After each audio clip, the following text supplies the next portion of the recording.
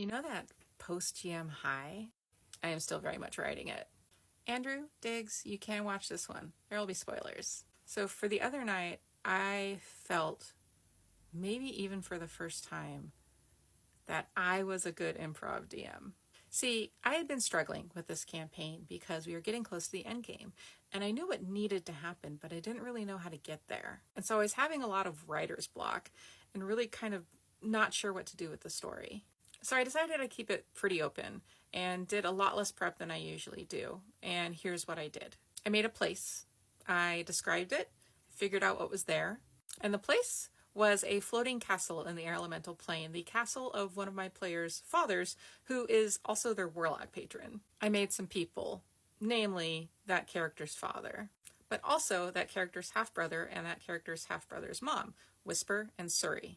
I figured if anybody else came up, I could just do something on the fly, because they wouldn't be important or pivotal NPCs, they'd just be people who were there. I gave each of those people goals and motivations, but I didn't have a real idea of what the big plan was. Kama, my player's father, and also his warlock patron, who is a Jinn, his goal is to take back his throne, or rather to wrest it from his brother. He tasked both of his sons, who are both warlocks that are sworn to him, to fight their way to the air elemental plane and help him take the throne. They didn't know about the throne part. And Kama is not a good dad. And so for this whole campaign, that player character has been struggling to confront that fact, wanting his father's love and realizing his father is never going to give it to him, at least not the way he wants it. Whisper, that player character's half-brother, wants the same thing, but they're in competition to see which one is going to get there first. And Suri, Whisper's mother, is ambitious and wants to be the queen. And so she is going to do everything in her power to get her son there first. So last time they saw her, she attacked Willow, the player character, and knocked him out cold before they took an air artifact and jumped into the portal that led to the air elemental plane, closing it and making it so that my players and their characters had to find a different way in, which they finally did.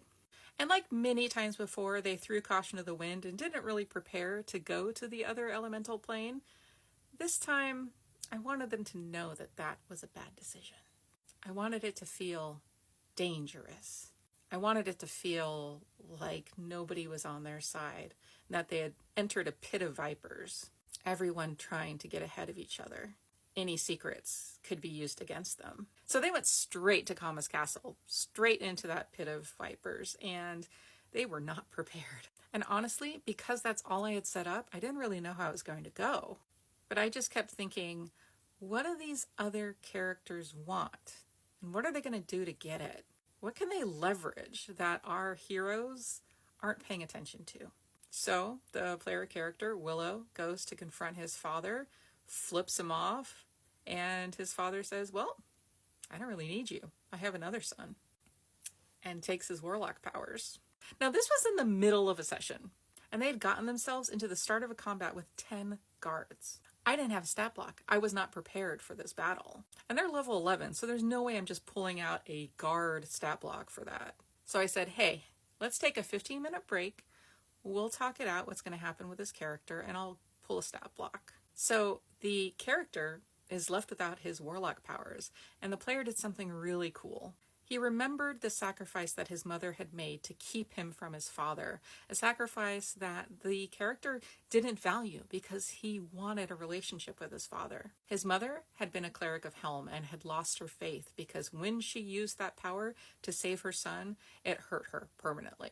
Now, the way that they had discovered that a long time ago was that when they went to her home, there was a statuette of Helm. And so the player said, do I have that statuette? And I said, if you want, you can say you took it. And so he held the statuette, and he thought of the sacrifice that his mother had made, and he thought of how Helm had protected him in her time of need. And he rolled a 19 on religion, and the statue vibrated with intense divine power. Willow felt himself filled with an energy unlike any he had felt before. So we took a 15-minute break to figure out what was going to happen to his character. And I presented him with 4 options. And what we ultimately decided is that he was going to become a paladin. Now, obviously, a stat block for a warlock is not great for a paladin, so I let him respec his character. And then I told him, hey, you don't have magical items now that are going to help you as a paladin, but you are in a castle surrounded by antique weapons. I'm sure you'll find something. I pulled together a stat block for the guards, and we had the battle. During the battle, he decided he needed a sword and a shield because now he's a paladin. So the sorcerer cast heat metal, causing the soldier to drop his sword, and he stole his shield from him. It was an incredible moment, and I had not planned for any of it. And the thing is now it puts all these different pieces in place that weren't really unified before. The artifact that Suri and Whisper had stolen was a powerful weapon that Kama needed to execute his plan, to reopen the gate to the material plane and finally wreak vengeance on the Empire. And suddenly all the pieces started to fit together, and there's nothing like that moment when all the pieces fit, when all the roleplay happens, and even though you didn't plan any of it, it works exactly the way it should. I love where we're going with this story, and I can't wait for the next session to see what happens next. While they managed to take down the guards that attacked them, they're still surrounded in the middle of a castle, so I think next session might be a prison break. I'm so here for that.